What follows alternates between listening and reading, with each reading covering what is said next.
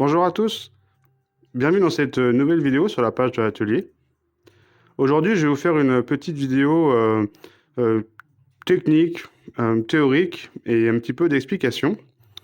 Et j'ai aussi cassé une rumeur qui est très très populaire et qui revient très très souvent. Donc je vais me servir de cette schéma avec un joli petit mouvement JED 23, un mouvement français de bonne qualité, hein, vraiment une jolie petite montre. Et je vais vous expliquer mise à l'heure, mise à date, et je vais finalement démentir un peu quelque chose qui revient souvent, c'est est-ce qu'on peut faire la mise à l'heure en marche arrière? Et souvent ce qui revient, hein, c'est beaucoup, c'est très fréquent sur les réseaux sociaux, il revient qu'on ne peut pas faire la mise à l'heure en marche arrière. Voilà, donc si on regarde, ça on peut, mais ça on peut pas. Alors c'est vrai que cette idée de la mise à l'heure interdite en marche arrière revient très souvent, hein, et elle est mise en avant par les réseaux sociaux, mais elle est beaucoup plus ancienne que ça, hein. Moi j'ai souvent des clients assez âgés qui sont pas sur les réseaux sociaux et qui me parlent de ça aussi. Et en fait, c'est complètement faux. Voilà. Donc sur les montres mécaniques de ce style-là, on peut parfaitement faire la mise à l'heure en marche arrière. Alors, d'où vient cette idée pour moi, je pense que ça vient de la pendulerie. Parce que c'est vrai que pour le coup, en pendulerie, sur les horloges et les pendules, on ne peut pas trop faire la mise à l'heure en marche arrière. C'est le cas principalement sur les comptoises, les horloges comptoises qui étaient les premières horloges populaires qu'on commençait à équiper les maisons et les fermes de l'époque. Pour le coup, sur la comptoise, on ne peut pas faire la mise à l'heure en marche arrière parce que c'est une sonnerie avec une grande détente. Et la grande détente, elle a un petit levier. Et ce levier, pour mettre en route la sonnerie, il tombe dans une encoche. Et quand on fait la mise à l'heure en marche arrière, la levée, elle tombe dans l'encoche. Par contre, elle ne peut pas sortir de l'encoche en marche arrière. Et si on force avec l'aiguille d'une comptoise en marche arrière, tout est bloqué et si on continue de forcer, on casse tout. Donc c'est vrai que sur les horloges comptoises, on ne peut pas faire la mise à l'heure en marche arrière. C'est absolument interdit. C'est aussi le cas sur les mouvements de Paris. Voilà, les mouvements, ce qu'on appelle les mouvements de cheminée. Là non plus, on ne peut pas trop faire la mise à l'heure en marche arrière. En général, ça bloque aussi, on ne peut pas. On peut reculer un tout petit peu les aiguilles, mais au bout d'un moment, ça bloque. Et si on force, eh ben, on casse. Donc cette idée comme quoi la mise à l'heure est interdite en marche arrière, et c'est vrai sur les pendules, mais c'est faux sur les montres. C'est totalement faux. Alors, pourquoi cette rumeur a continué? Je sais pas, c'est des rumeurs qui perdurent et qui sont aussi très fréquentes sur les réseaux sociaux. Et c'est vrai que c'est des mouvements, hein, ça c'est un mouvement JED de technologie assez récente, hein, finalement c'est un mouvement qui est ancien, mais qui est une technologie assez récente. Et les horlogers de l'époque, hein, ils ont mis en place des sécurités pour que les systèmes ils débrayent et pour éviter de tout casser, hein. C'est pour éviter en cas de mauvaise manipulation, le système il casse. Donc c'est des mouvements qui sont assez safe, hein, comme on pourrait dire. Ils sont bien pensés pour éviter les casses par l'utilisateur. Donc en fait, on peut parfaitement faire la mise à l'heure en marche arrière et puis en marche avant aussi, hein. Y a aucune contre-indication. Et c'est vrai que cette montre, elle est intéressante pour vous montrer pourquoi est-ce qu'on peut faire la mise à l'heure en marche arrière, pourquoi est-ce qu'on peut faire la mise à l'heure des aiguilles. Cette montre est très intéressante parce que vous voyez ici, il y a la date. À 4h30, là on est sur le 4.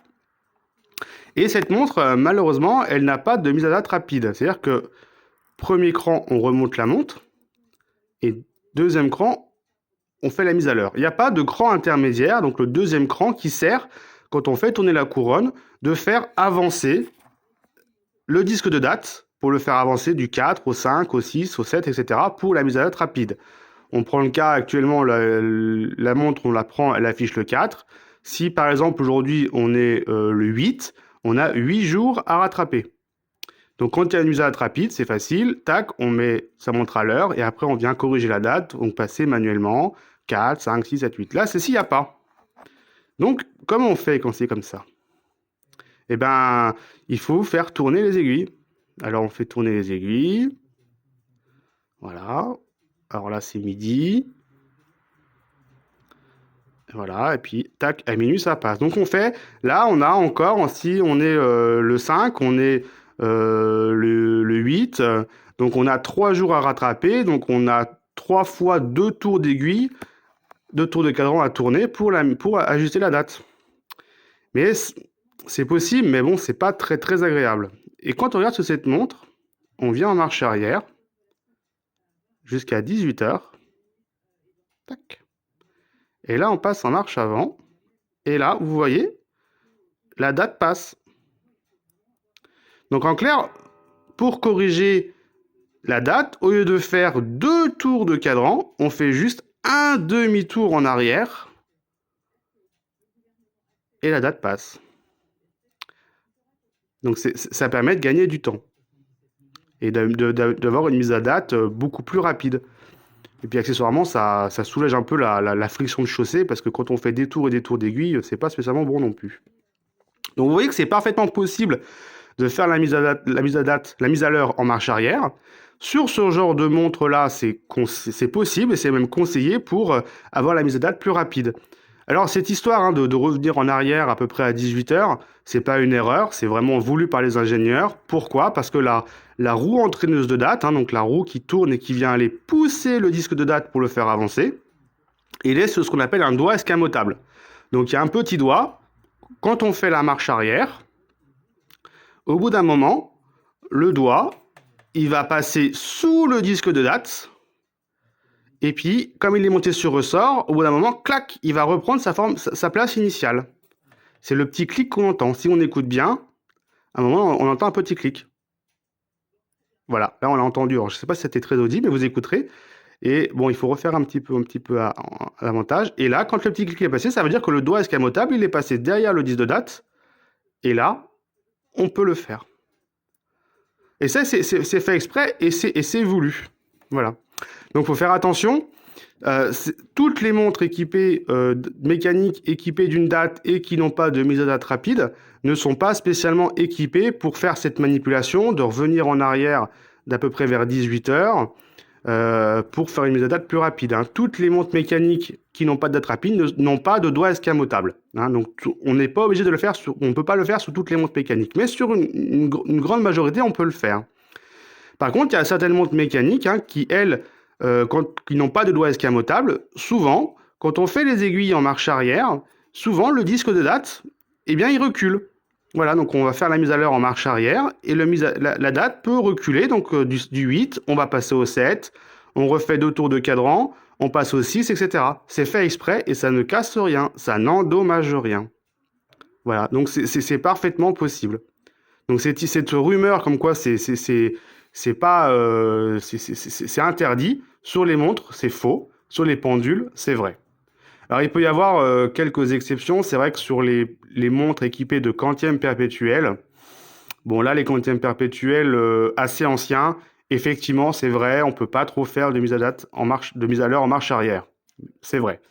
Par contre, les quantièmes perpétuels plus récents, en général, ils ont des sécurités. C'est pareil, je veux dire, les ingénieurs, ils ont mis en place des sécurités, des systèmes qui débrayent, qui font que même en cas de fausse manipulation d'un client, le système débraye, encaisse la contrainte et ça évite de tout endommager.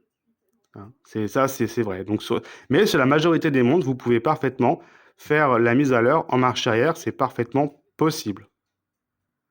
Voilà. Donc j'espère que cette petite vidéo explication vous aura plu. N'hésitez pas à laisser un commentaire, partager et faire la promotion de la réparation. À bientôt!